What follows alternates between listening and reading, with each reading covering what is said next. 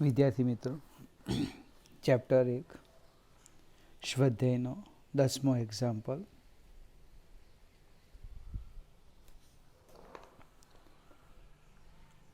4 into 10⁻⁹ coulomb into મીટરની dipole moment ધરાવતી એક વિદ્યુત ડાયપોલ 5×10⁴ ન્યૂટન પર કુલમનું માન ધરાવતા સમાન વિદ્યુત ક્ષેત્ર સાથે 30 ડિગ્રીના કોણે રહેલી છે. આ ડાયપોલ પર લાગતા ટોર્કનું માન શોધો. 1 માર્કનું સરસ ઓબ્જેક્ટિવ છે, નાનું સરખું. ડાયપોલ મોમેન્ટ આપેલી છે P. 4 × 10⁻⁹ coulomb into metre. હવે આ C ફોર કુલમ છે, ઘણા સેન્ટીમીટરમાં લખે અને પછી આને મીટરમાં કન્વર્ટ કરે, એવું નહીં કરવાનું. Coulomb into metre. સમાન વિદ્યુત ક્ષેત્ર આપેલું છે 5 × 10⁴ ન્યૂટન પર કુલમ અને ખૂણો આપેલો છે થીટા 30 ડિગ્રી. પ્રશ્ન છે ટોર્કનું મૂલ્ય શોધો. ટોર્કનું સૂત્ર છે 2 = સદિશ P ક્રોસ સદિશ E, એટલે માનાંક ટાઉ. ટોર્કનું મૂલ્ય બરાબર PE sin થીટા. કિંમત મૂકી દેવું. Pની કિંમત છે 4 × 10⁻⁹ ઇન્ટુ E, 5 × 10⁴ ઇન્ટુ sin 30. 4 × 5 એટલે 20 થશે. ગુણ્યા 10⁻, આધાર સરખા, ગુણાકાર ઘાતાંકનો સરવાળો. sin 30 એટલે 1/2. 20/2 એટલે 10 થવાના. ગુણ્યા 10⁻, -9 માંથી 4 જાય એટલે કેટલા આવવાના? -5. આટલું લખી દેવું તો પણ ચાલે. એકમ જૂલ.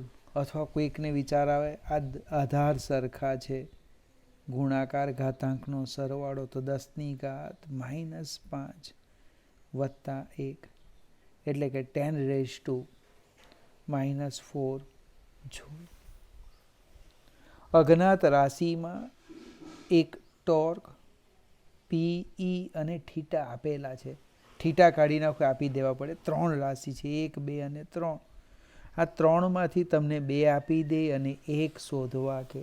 આ જ એક્ઝામ્પલ લઈ લઈ. જો આટલું ટોર્ક લાગતું હોય તો ડાયપોલ મોમેન્ટ કેટલી, આટલું ટોર્ક લાગતું હોય તો વિદ્યુત ક્ષેત્ર કેટલું. આ રીતનો એક પ્રશ્ન ઓબ્જેક્ટિવ માટે બનાવી શકાય.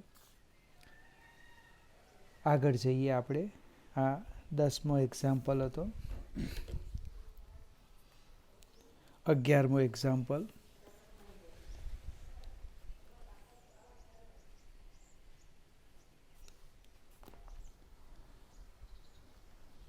ઊન સાથે ઘસેલા એક પોલિથીન ટુકડા પર આટલો ઋણ વિદ્યુત ભાર છે. સ્થાનાંતરિત થયેલા ઇલેક્ટ્રોનની સંખ્યા શોધો. તેઓ શાના પરથી શાના પર સ્થાનાંતરિત થયા છે? ઊનથી પોલિથીન તરફ દળનું સ્થાનાંતર થયેલ છે, હા કે ના? આવું લખવાનું છે. આ પણ એક સરસ નાનું સરખું 1 માર્કનું ઓબ્જેક્ટિવ છે. પોલિથીનના ટુકડા ઉપર વિદ્યુત ભાર આપેલો છે, ઋણ વિદ્યુત ભાર Q. 3 × 10⁻⁷ કુલમ. પ્રશ્ન છે સ્થાનાંતર પામેલા ઇલેક્ટ્રોનની સંખ્યા કેટલી? હવે દાખલો 2 રીતે ગણી શકાય. કેટલાક ક્વોન્ટાઇઝેશન લઈ, ક્વોન્ટમીકરણ, Q બરાબર NE તો પણ N આવી જાય. કેટલાક મિત્ર સ્ટેપ મૂકે, હું સમજાવું છું. E નું મૂલ્ય છે 1.6 × 10⁻⁴ -19 કુલમ. આ રીતના સ્ટેપ લખે. 1.6 ગુણ્યા 10⁻⁻19 કુલમ વિદ્યુત ભાર બરાબર 1 ઇલેક્ટ્રોન. તો મારી પાસે કેટલો વિદ્યુત ભાર છે? 3 ગુણ્યા 10⁻⁷ કુલમ. કેટલો વિદ્યુત ભાર? કેટલા ઇલેક્ટ્રોન? સોરી, એટલે n આવવાના છે. 3 ગુણ્યા 10⁻⁷ છેદમાં 1.6 ઇન્ટુ 10⁻⁻19. એટલે આપણે સાદું રૂપ આપીએ તો એની કિંમત લગભગ આવે છે 1.875 ઇન્ટુ 10⁻⁻7 વત્તા 19. વત્તા કેમ લખ્યા? આધાર સરખા ભાગાકાર ઘાતાંકની બાદબાકી -7 -ઓછા વત્તા 19. એટલે 1.875 ઇન્ટુ 10⁻12 આટલા ઇલેક્ટ્રોનનું સ્થાનાંતર થયું. હવે પ્રશ્ન લખેલો છે, આ જે પોલિથીનનો ટુકડો છે એના ઉપર ઋણ વિદ્યુત ભાર છે. ઋણ એટલા માટે કે એ ઇલેક્ટ્રોન મેળવે છે. એટલે અહીંયા ઇલેક્ટ્રોનની ગતિ અથવા સ્થાનાંતર ક્યાંથી ક્યાં થવાનું? ઊનથી પોલિથીનનો ટુકડો, ઊનથી પોલિથીન તરફ. ઇલેક્ટ્રોન ક્યાંથી ગયા જવાના? ઊનથી પોલિથીન. ધારો કે અહીંયા આપણને ધન વિદ્યુત ભાર આપેલો હોતે તો એ ઊન ઉપર આવવાનો, કારણ કે ઇલેક્ટ્રોન ઘુમાવે છે. એ ઘુમાવે એટલે ધન વિદ્યુત ભાર, પ્રાપ્ત કરે એટલે ઋણ વિદ્યુત ભાર. આગળ જઈએ. બીજો પ્રશ્ન છે દળનો. આવું લખ્યું છે, ઊનથી પોલિથીન તરફ દળનું સ્થાનાંતર થયેલ છે. તો કે હા. હવે સમજૂતી આપવાની, હા લખવાથી. બીજો પ્રશ્ન છે એમાં આપણે જવાબ લખીએ હા. કેવી રીતે? તો ઇલેક્ટ્રોનનું દળ છે. કેટલું દળ છે? એમી બરાબર યાદ રાખવાનું છે આપણને 9.1 ઇન્ટુ 10⁻⁻31 કિલોગ્રામ. એટલે કે એક ઇલેક્ટ્રોનનું દળ, હું લખું છું, એક ઇલેક્ટ્રોનનું દળ કેટલું? 9.1 ગુણ્યા 10⁻⁻31 કિલોગ્રામ. તો આપણી પાસે કેટલા ઇલેક્ટ્રોન છે સ્થાનાંતર પાઈમાં? તો કે 1.875 ઇન્ટુ 10⁻12 ઇલેક્ટ્રોનનું દળ કેટલું? એટલે દળ આવશે m બરાબર 1.875 ઇન્ટુ 10⁻12 ઇન્ટુ 9.1 ઇન્ટુ 10⁻31. હવે આ બેનો આપણે ગુણાકાર કરીએ. એટલે લગભગ હું ડાયરેક્ટ લખું છું, ગુણ્યા 10⁻12 -31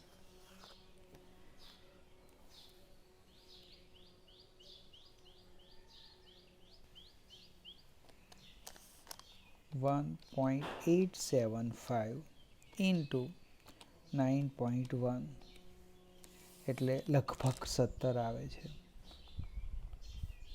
31માંથી બહાર જવાના એટલે 17 ગુણ્યા 10⁻⁻19 કિલોગ્રામ.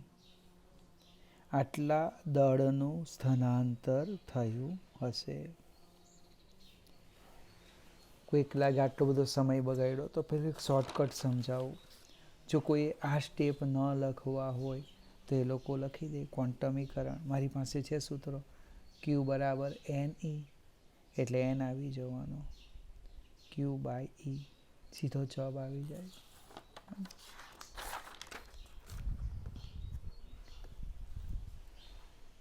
12મો example, સ્વાધ્યાયનો 12મો example. કોપરના અલગ કરેલા બે ગોળાઓ A અને B ના કેન્દ્રો વચ્ચેનું અંતર 50 સેન્ટીમીટર છે. જો દરેક પરનો વિદ્યુતભાર 6.5 × 10⁻⁷ કુલમ હોય તો તેમની વચ્ચે પરસ્પર લાગતું અપાકર્ષણ બળ કેટલું હશે? A અને B વચ્ચેના અંતરની સરખામણીમાં તેમની ત્રિજ્યાઓ અવગણી શકાય તેવી છે. નાની સરખી એક આપણે આકૃતિ દોરીએ, માત્ર ખાલી સમજવાનું છે. આ એક ગોળો છે, એક આ ગોળો છે, અને નામ આપો A અને નામ આપો B.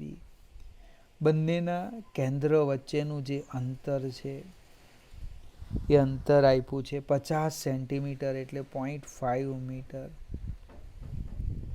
વિદ્યુત ભાર આપ્યો છે QA બરાબર QB, સજાતીય છે 6.5 × 10⁻⁷ કુલમ. પ્રશ્ન છે બળ શોધો. આ વસ્તુ હંમેશા આ ડાબી બાજુ લખવું, જમણી બાજુ લખવા પ્રયત્ન કરવાની. હવે કુલમનો નિયમ છે, આપણે લખી દઈએ, માત્ર મૂલ્ય જોઈએ છે. F બરાબર યાદ કરો 1/4πε0 QA QB /r².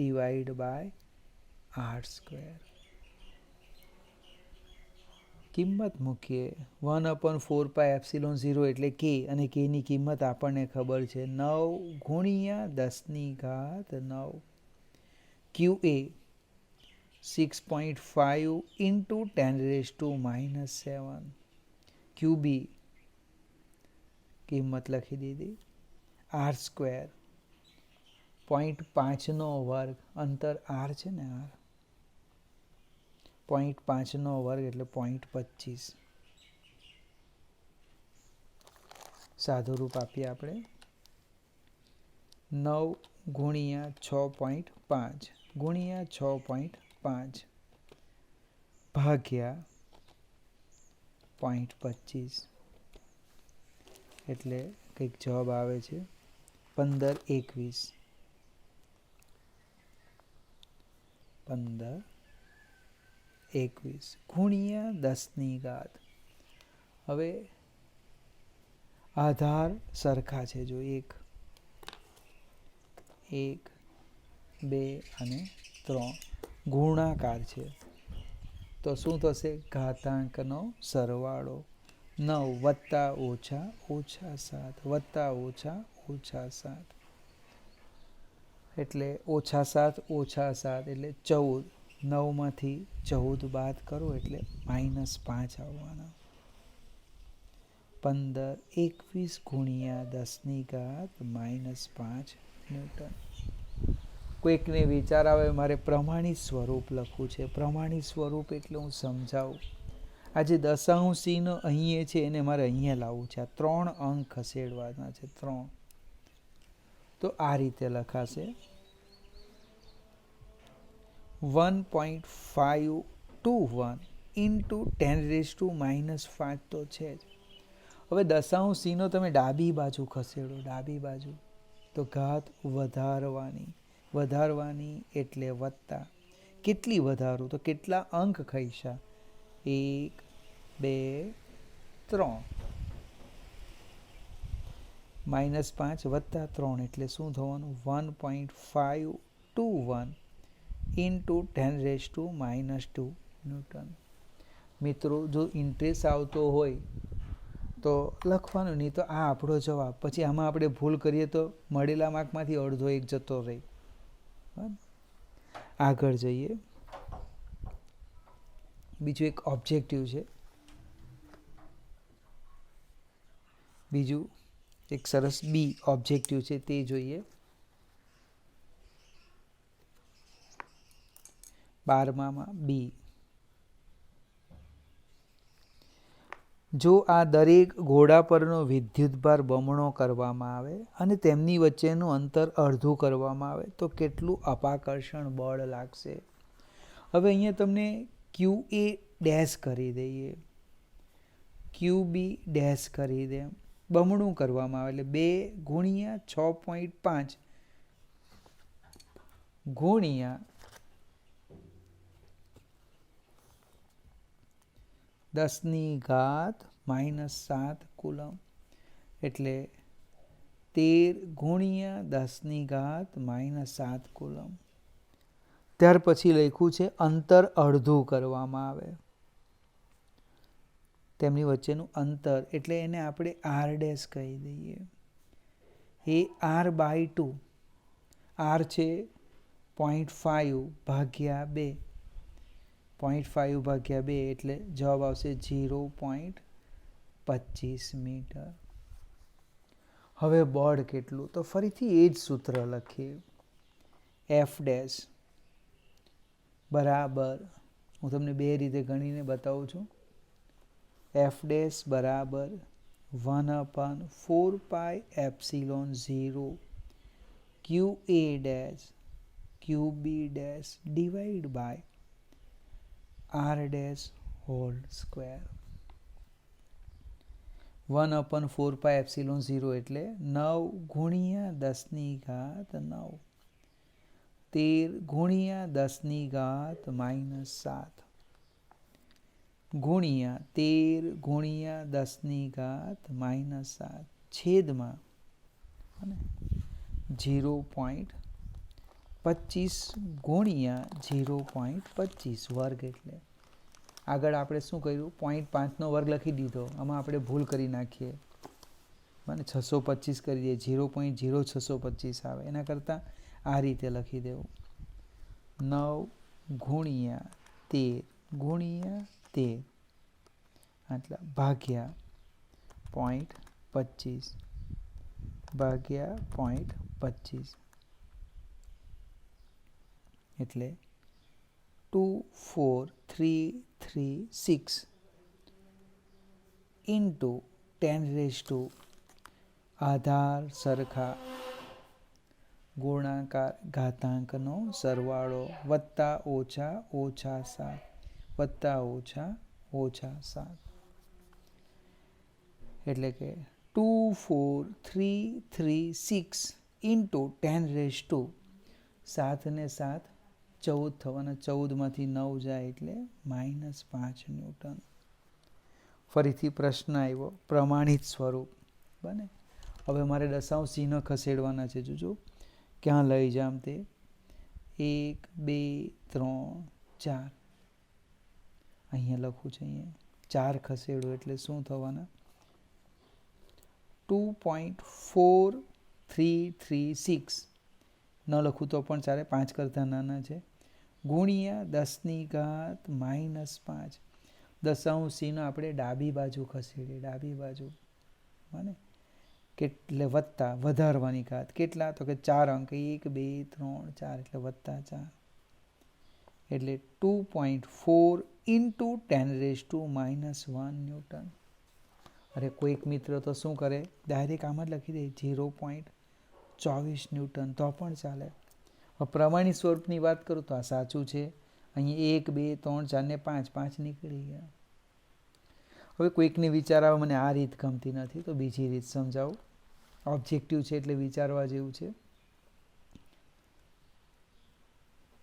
અથવા આપણે લખી દઈએ, પહેલાં બળ કેટલું લાગતું હતું, આટલું એફ બરાબર 1/4πε0 Q A Q B by R square. હવે બળ કેટલું લાગે જોજો, એફ ડેશ 1/4πε0 વિદ્યુતભાર બમણા કરવાના, ટ્વાઇસ ક્યુ એ ગુણ્યા ટ્વાઇસ ક્યુ બી, અંતર અડધું કરવાના, r/2 હોલ સ્ક્વેર.